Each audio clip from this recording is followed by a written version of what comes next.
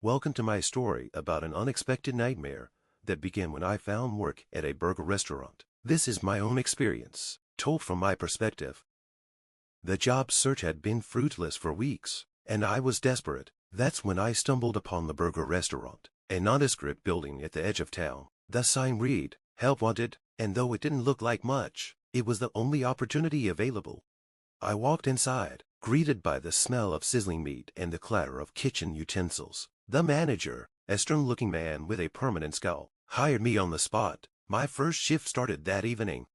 As the sun set, casting long shadows across the empty parking lot, I donned my uniform and began my tasks. The restaurant was eerily quiet, save for the occasional hum of the refrigerator and the distant sound of cars on the highway. My unease grew as the hours passed.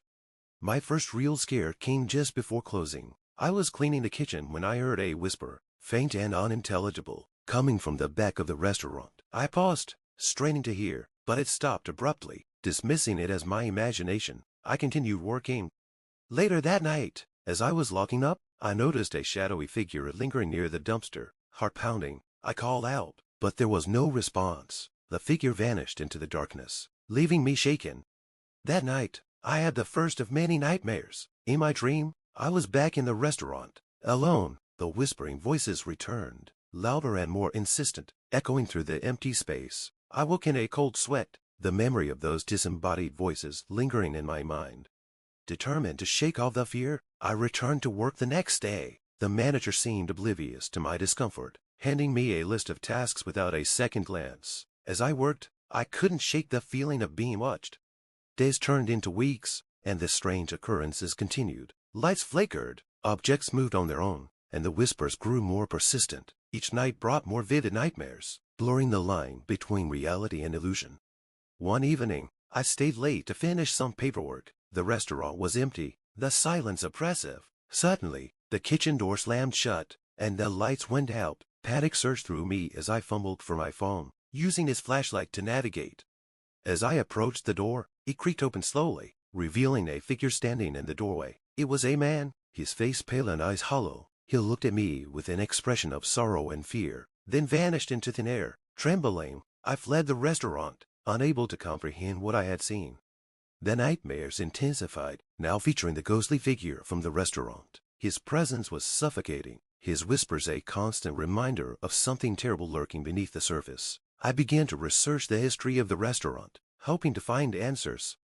I discovered that the restaurant had once been a family home, abandoned after a series of tragic events. A owner, driven mad by grief, had taken his own life in the very kitchen where I now worked. His restless spirit, it seemed, was not at peace.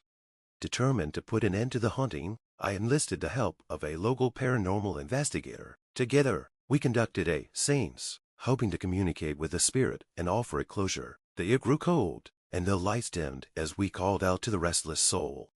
The ghost appeared, his form flickering like a candle flame. Through the investigator, he spoke of his anguish, trapped in the place where his life had ended so tragically. We offered words of comfort, promising to remember his story and honor his memory. As the seance ended, the atmosphere in the restaurant lightened. The whispers ceased, and the nightmares faded. The ghost had found peace, and the restaurant returned to a semblance of normalcy. Though the experience had been terrifying, it had also been transformative. The restaurant, once a place of fear, became a symbol of resilience and redemption. The memory of the ghost lingered, a reminder of the thin veil between our world and the next. And as I continued to work there, I carried with me the lessons learned from that haunted place, forever changed by my encounter with the supernatural.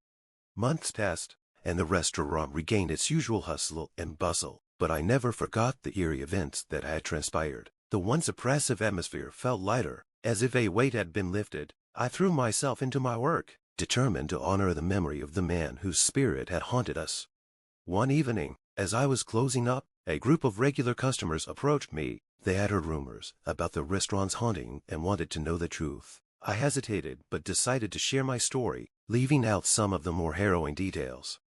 They listened intently, their expressions a mix of fascination and sympathy. When I finished, one of them, an elderly woman, spoke up. "This place has always had a special energy," she said. "It's good to know that the spirit found peace."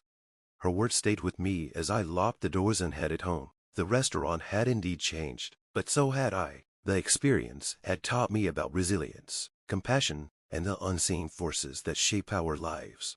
One night, as I was drifting off to sleep, I had a final dream about the ghost. He appeared, not as a figure of fear, but as a calm presence. He thanked me for listening, for helping him find peace. I woke up feeling a sense of closure, knowing that I had done the right thing.